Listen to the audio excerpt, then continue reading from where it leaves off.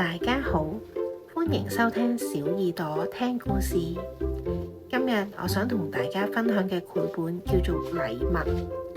小朋友，你有冇試過想象一個世界全部都係白色冇顏色㗎？你覺得咁樣嘅世界會好悶定係好特別呢？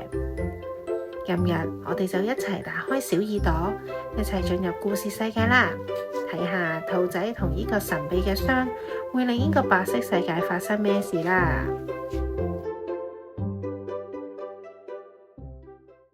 我哋多謝作者同繪圖嘅黃柏如、謝慈慧。呢個係一個冇顏色嘅世界——雪國。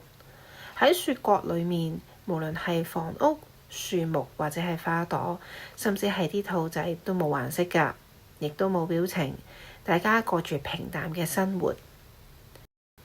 有一日，兔仔拉比自己一個去咗森林入邊玩。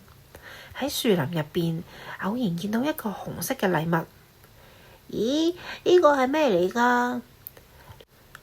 拉比好好奇咁對住個禮物左望望右望望，仲將佢拎起嚟搖一搖添。拉比好小心咁樣打開個盒。拉比一唔小心，頸上面條頸巾跌咗入個盒入邊啊！忽然神奇嘅事情發生啊！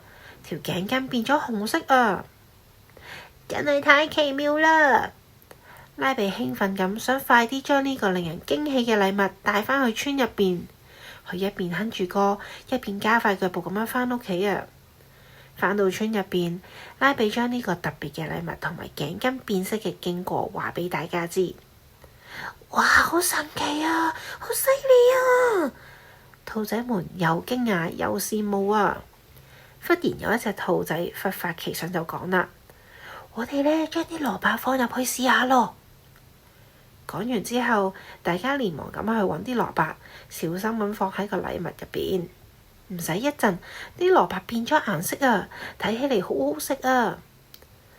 於是呢，兔仔們就將村入邊嘅蘿蔔通通都拎過嚟，變成美味可口嘅紅蘿蔔啊！拉比呢，甚至將冇顏色嘅花都放入去個禮物入邊，啲花即刻變咗五彩繽紛，好靚啊！呢個真係太奇妙啦！拉比決定將冇顏色嘅嘢一一咁放入去個禮物入邊，果然每樣嘢都變得鮮豔奪目啊！因為咁樣，兔仔們呢更加異想天開，想令到自己變得更加靚。大家好有耐性咁樣排住隊伍，一個接一個咁樣跳入去禮物入邊。神奇嘅禮物果然不負眾望，大家都變靚咗啊！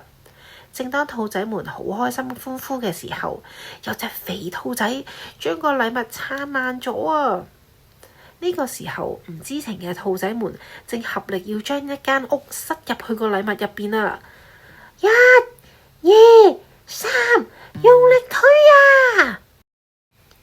忽然 boom 一聲，個禮物好似撐爆咗嘅氣球一樣，爆成碎片啊！點算啊？點算啊？點算我啊？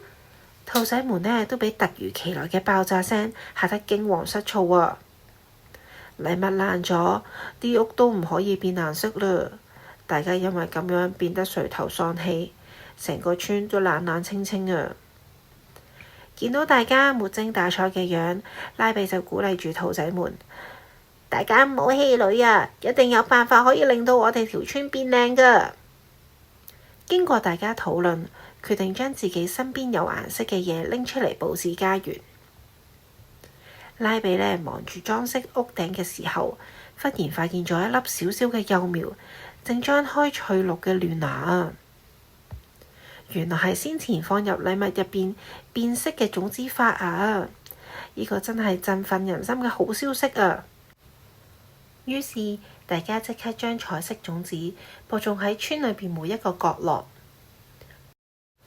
冇幾耐，呢度就變咗亮麗繽紛、綠色盎然。兔仔們呢，臉上都充滿住笑容啊！大家都話雪國係一個洋溢住歡樂歌聲同埋色彩嘅國家。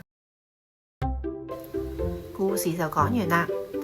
透過兔仔嘅探索，帶我哋走入一個白色世界。發現顏色原來充滿力量㗎。故事亦都提醒我哋，閱讀唔只係聽故事，仲係培養觀察力、想像力同埋欣賞呢個世界美麗色彩嘅方法。家長同小朋友一齊聽，更可以建立親子共讀嘅溫馨時光。如果你都鍾意呢個故事嘅話，記得 follow 我哋呀！下次再見，拜拜。